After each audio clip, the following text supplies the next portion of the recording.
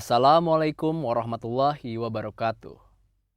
Bagaimana mekanisme perencanaan dan penganggaran strategik? Hierarki perencanaan dan penganggaran strategik. Perlu kita ketahui sebelumnya bahwa setiap institusi organisasi pasti memiliki perencanaan strategiknya. Contohnya, setiap kepala daerah yang baru diangkat, maka ia harus menyusun perencanaan daerahnya yang terdiri dari visi, misi, tujuan, sasaran, program kegiatan, sampai ke anggarannya. Termasuk juga apabila untuk madrasah. Apabila kepala madrasah diangkat, mereka harus memiliki rencana kerja jangka menengah atau rencana strategis jangka menengahnya. Hal ini akan menentukan apa yang akan dia lakukan dan dia capai selama periode menjabat sebagai kepala madrasah. Hal inilah yang dimaksud dengan hierarki perencanaan dan penganggaran strategik. Jadi, di dalam perencanaan dan penganggaran strategik itu terdapat strukturnya, mulai dari visi, misi, tujuan, sasaran, program, kegiatan, sampai ke anggaran. Nah, inilah kaitan antara perencanaan kinerja dengan rencana strategik ini. Seringkali terjadi di beberapa organisasi hanya berorientasi pada rencana anggaran tahunan saja. Nah, hal ini tidak mengakar atau tidak berhubungan dengan rencana jangka menengahnya.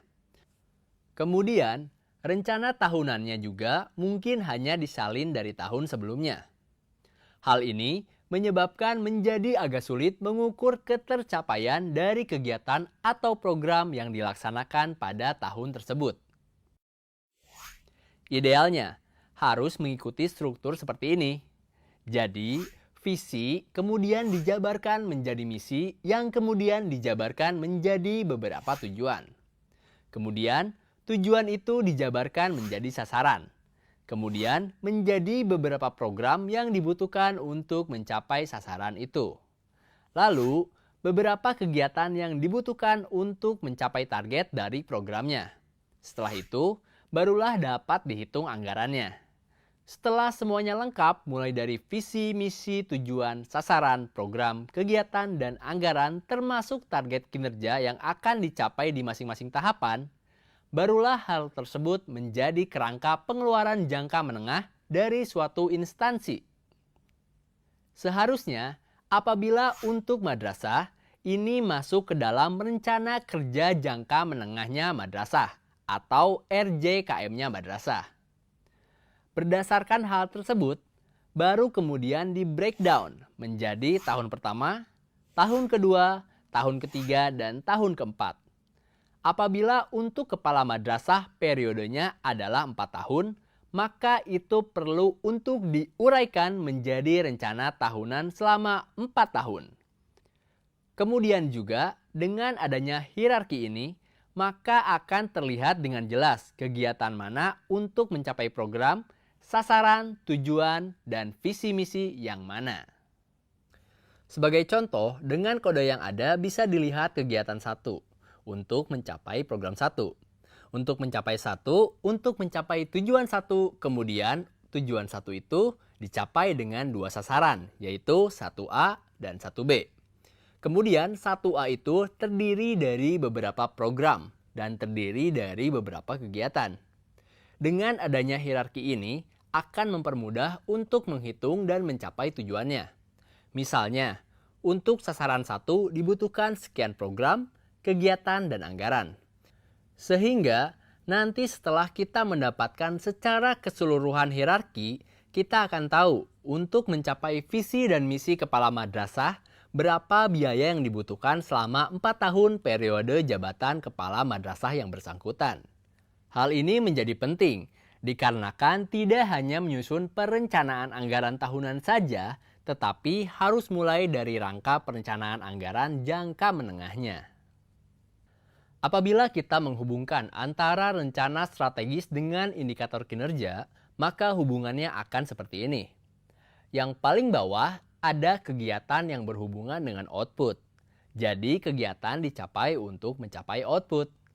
Di bawah output ada input yang apabila diklasifikasikan menjadi 5M. Ada man atau manusia, money atau uang, material atau materi, machine atau mesin, method atau metode.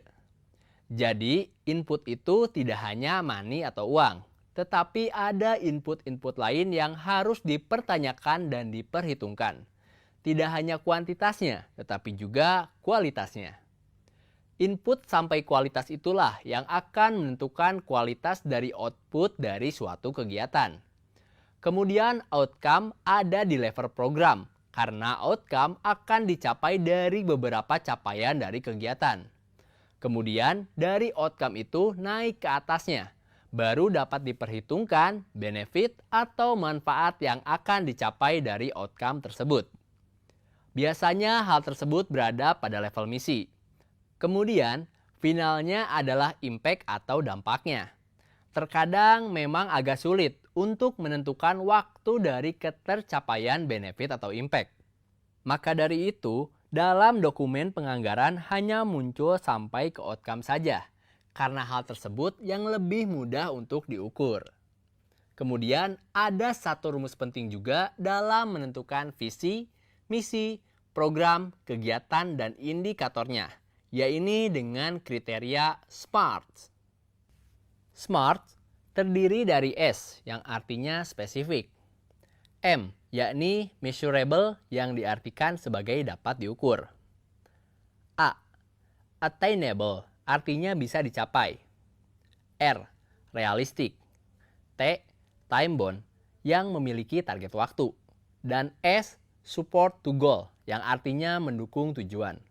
Secara umum, indikator kinerja kunci untuk bidang pendidikan ada dua indikator utama, yaitu standar pelayanan minimal dan standar nasional pendidikan. Hal ini penting diperhatikan dalam menyusun rencana kerja jangka menengah dan kaitannya dengan indikator kinerja mulai dari input, output, outcome, benefit, dan income. Rangkaian ini biasanya ada dalam satu proses yang kita sebut sebagai EDM, yakni evaluasi diri madrasah. Sering mendengar kata visi. Apa ya sebenarnya arti dari visi? Visi sendiri sebenarnya memiliki 3 kriteria utama. Pertama, mencerminkan apa yang akan dicapai organisasi dalam jangka panjang atau minimal dalam jangka menengah. Misalnya, kepala madrasah, seharusnya ia memiliki visi, apa yang ingin dicapai selama menjabat sebagai kepala madrasah. Kedua, memberikan arah dan fokus yang jelas agar organisasi dapat eksis, antisipatif, dan inovatif. Artinya, semua pihak yang ada di dalam organisasi tersebut harus fokus pada visi itu. Terakhir, visi juga harus mudah diingat, ringkas, dan sederhana. Supaya tidak terlalu membebani, visi dapat dibuat dengan hanya 2 atau 3 kata kunci.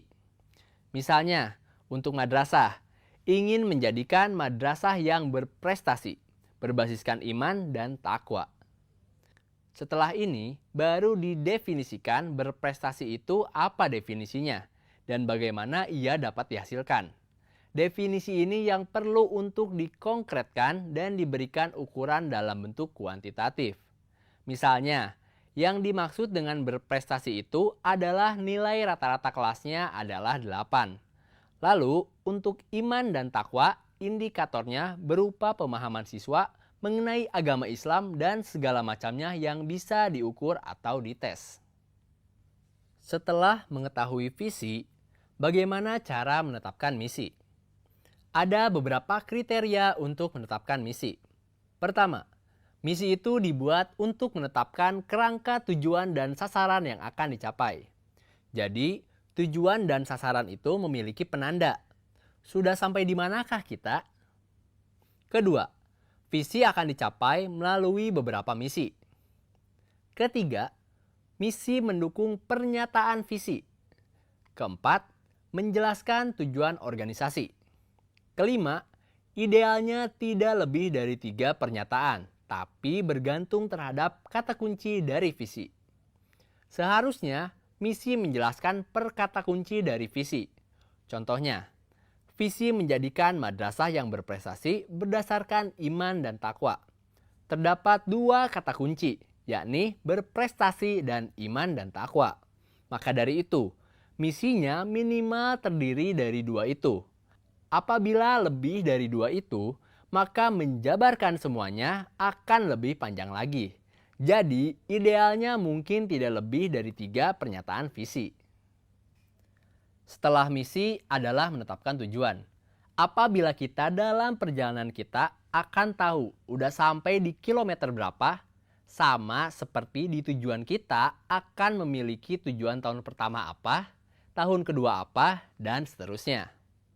Tujuan ada untuk mendukung pencapaian daripada misi. Kemudian tujuan dapat menggambarkan sesuatu yang akan dicapai dalam jangka waktu 1 sampai dengan 4 tahun, sehingga institusi akan memiliki arah yang jelas. Madrasah juga akan mengetahui pada akhir tahun pertama sudah sampai di titik manakah mereka. Bisa juga misi baru dicapai pada tahun kedua sesuai dengan milestone yang telah ditentukan. Tujuan sebaiknya memiliki bahasa yang menantang dan realistis. Selanjutnya, sasaran, program, dan kegiatan. Apa itu sasaran? Sasaran adalah bagaimana mencapai hasil secara nyata dalam jangka waktu yang lebih pendek dari tujuan. Sasaran itu lebih ke teknisnya. Bagaimana cara mencapai dari tujuan yang sudah ditetapkan. Selanjutnya, program. Program merupakan sekumpulan kegiatan yang sistematis dan terpadu. Terakhir, kegiatan. Kegiatan adalah tindakan atau langkah-langkah nyata yang dilaksanakan sesuai dengan kebijakan dan program yang ditetapkan. Di bawah kegiatan, itulah kita baru akan menyusun anggaran. Wassalamualaikum warahmatullahi wabarakatuh.